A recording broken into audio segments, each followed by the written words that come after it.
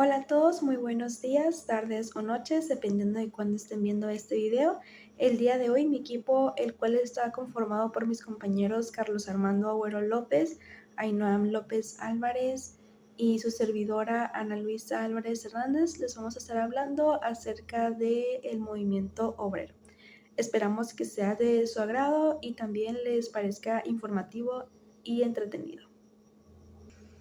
Muy bien, ahora pasando al punto de qué es este movimiento y cuál es su origen, es importante ubicarnos en Inglaterra durante el siglo XVIII, cuando trabajadores provenientes de diversos rubros como los antiguos artesanos o los tejedores ingleses se unieron en hermandades para de esta manera combatir las injusticias que pasaban en su trabajo, debido a que en esta época no existía alguna legislación laboral que de cierta manera causara alguna consecuencia negativa a los jefes de esos empleados por estar cometiendo algunas acciones incorrectas hacia ellos. De esta manera eran los propios jefes quienes decidían el salario, así también como la extensión de la jornada de sus trabajadores. Obviamente, al no existir una legislación o un límite, estas personas se aprovechaban de su poder y hacían que sus empleados trabajaran grandes jornadas de trabajo, un montón de horas, por un salario muy mínimo y muy injusto. De esta manera fue como inició este movimiento obrero, buscando una mejora en el ámbito laboral. Ahora bien, como el concepto como tal, tenemos que el movimiento obrero es un conjunto de iniciativas colectivas llevadas a cabo por los trabajadores para conseguir algún cambio positivo en el ámbito laboral, teniendo como fin priorizar y hacer valer sus derechos humanos.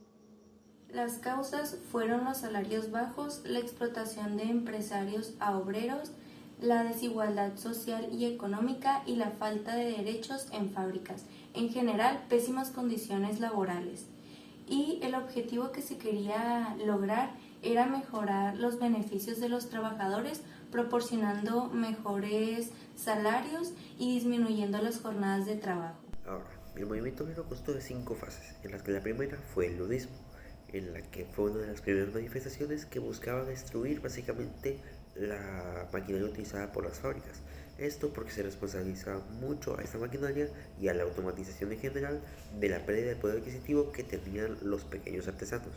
La segunda fase vendría siendo un mutuo de socorro, en la que surgieron diversas organizaciones solidarias que buscaban garantizar la protección de la clase proletaria, o sea, de los obreros.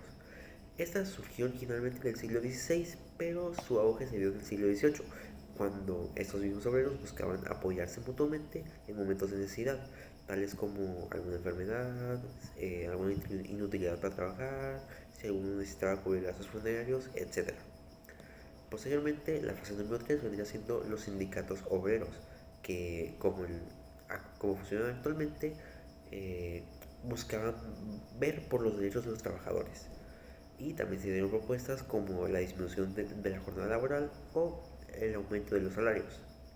La fase número 4 vendría siendo el cartelismo y los partidos políticos obreros, en la que, como el nombre indica, se dio la creación de partidos políticos obreros que buscaban básicamente hacer llegar sus quejas, por así decirlo, ahora no a los líderes o jefes de las diversas industrias, sino más bien al Parlamento de Londres, que vendría siendo como el escalón más arriba de los jefes de las industrias. Y por último tenemos la fase número 5, que viene siendo las internacionales obreras, los cuales eran encuentros donde las diferentes clases obreras de diversos estados europeos buscaban aunar sus acciones en favor de sus derechos. Básicamente buscaban unir su causa en favor de la búsqueda de sus derechos. Y finalmente tenemos las consecuencias, en las que vamos a hacer una decisión. Por un lado tendremos las consecuencias surgidas durante este movimiento y por el otro lado tendremos los logros de este movimiento. Inicialmente, la rebeldía y lucha por parte de la clase trabajadora provocó descontento y diversos enfrentamientos entre las diferentes clases sociales, lo que a su vez generó opresión por parte de la clase empleadora, ya que estos no estaban de acuerdo con su accionar ni tampoco con sus ideologías. ¿A qué nos referimos con esto?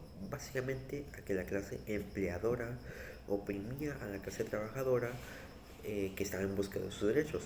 Esto de diversas maneras, ya sea o aumentando la jornada laboral, reduciendo los salarios, disminuyendo los apoyos por enfermedad, entre otras cosas, lo que a su vez fue el detonante para que surgiera mutuas de socorro, la fase número 2.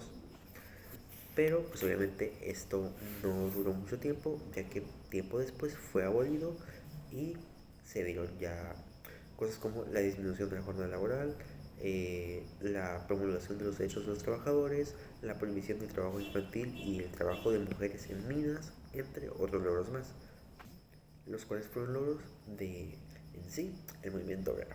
Y eso ha sido todo por nuestra parte, esperamos que lo hayan disfrutado y muchas gracias por su ver.